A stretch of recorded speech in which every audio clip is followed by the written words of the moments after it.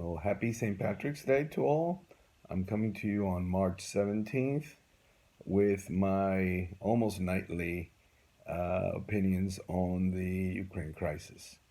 Well, the battlefield remains static, but evidently the Russians are losing just an incredible number of soldiers and equipment, and their offensives have been just basically stopped. They're taking defensive positions. Their tanks are taking defensive positions around Kiev. They have been repulsed in the southwest. They were moving towards Odessa, but they were repulsed at Mykolaiv and northern city as well.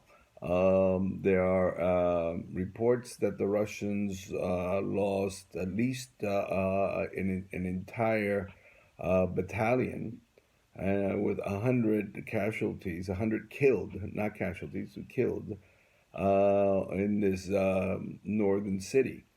There's also a report that the mayor that was abducted in broad daylight by the Russians has been freed. There's an ABC report saying that Mayor Ivan Fedorov of Mykolaiv has been released or has escaped.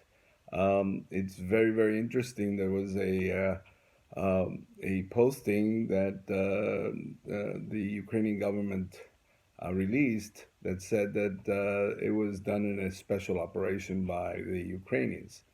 Again, the situation looks very, very badly for the Russians. You can see it on the battlefield. The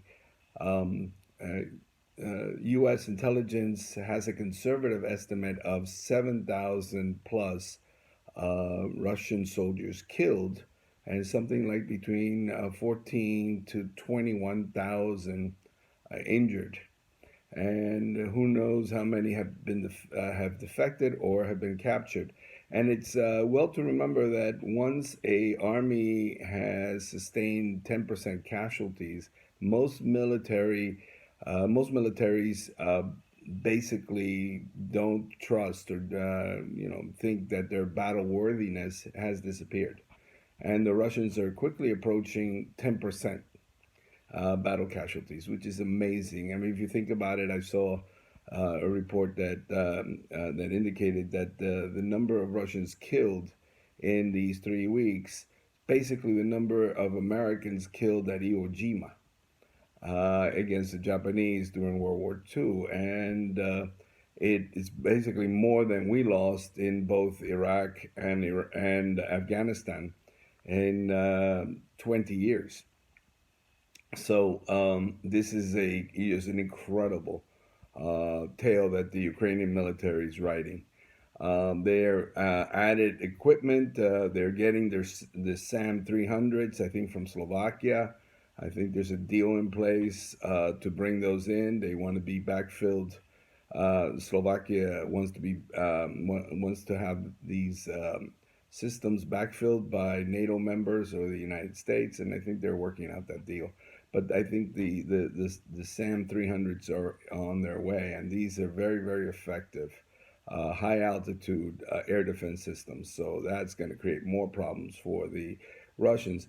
And there was another report that the Russians lost 10 aircraft in one day due to the air defenses that the Ukrainians already possess. So things are going from bad to worse for Putin. And there's a video of Putin's speech today where he basically condemned traitors and scum and called for a cleansing, a national cleansing. So the situation in Russia itself, I think, is getting more difficult for Putin. A lot of Ukrainians, a lot of Russians have relatives or marital ties to Ukrainians. About 11 million of them are either married or have families in Ukraine, and they're getting information through a app. It's called Telegram. If you have Russian friends, I urge you to send them videos of the war and the truth so that they are aware of what's happening in the Ukraine and the illegal, monstrous war that Putin has unleashed on basically children, women, and civilians.